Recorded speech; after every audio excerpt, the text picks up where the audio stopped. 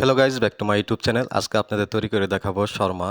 তো শর্মার চিকেনটা আমরা সতে করতেছি। তো শর্মার চিকেনের সাথে আমরা তান্দুরি মশলা যা যা দরকার আছে সবগুলোই দেওয়া হয়েছে। তো এখন আমরা পেঁয়াজ দিয়ে দিব, পেঁয়াজ দিয়ে দিচ্ছি। তো পেঁয়াজ দেওয়ার পরে ভালো করে সতে করে নিব। তো দেখতেই পারতেছেন আমরা একদম পানিটা শুকাই ফেলবো, শুকানোর পরে আমরা নামাই ফেলবো। ওইটা নামানোর পরে মেনুজ দিয়ে মাখাবো। তো আমাদের চিকেন হয়ে গেছে। এখন আমাদের শর্মার রুটিটা তৈরি করতেছি। তো শর্মার রুটিটা আমরা ভাজতাছি এখন। তো ভাজার পর তারপরে আমরা এটা চিকেন দিয়ে শর্মাগুলো সবগুলো পেঁয়াজ দেবো। তো কিছু কিছু শর্মা পেঁয়াজ দেওয়া হয়ে গেছে।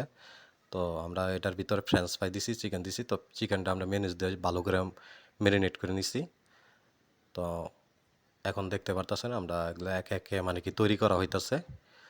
তো অনেকগুলো শর্মা অর্ডার আইছে তো একসাথে। তো সম্পূর্ণ ভিডিও আপনাদের হয়তো বা দেখাইতে পারি নাই ওইভাবে। তো যতটুকু সম্ভব আমি অতটুকু দেখাইতাছি। তো আমরা কিভাবে শর্মা তৈরি করি। তো শর্মা আপনি সবভাবেই তৈরি করতে পারবেন যদি শর্মার চিকেনের ম্যারিনেট কিভাবে করতে হয় সেটা যদি জানেন। তো আমরা কিন্তু আপনাদের দেখাই দিছি। তো আমরা সম্পূর্ণ চিকেনটাকে কাবাবের মতন তৈরি করছি আর কি। কাবাবের মতন তৈরি করে কাবাবের মশলা দিয়ে তারপর আমরা মেয়োনিজ দিয়ে এটা মাখাইছি।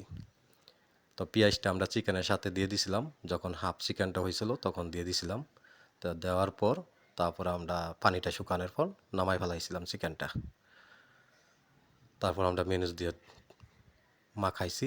মাখানোর পর এখন আমরা শর্মাগুলো তৈরি করতেছি, এটা দেখতেই পারতেছেন। সাথে মেয়োনিজ ভিতরে ফ্রেঞ্চ ফ্রাই দেওয়া হয়েছে।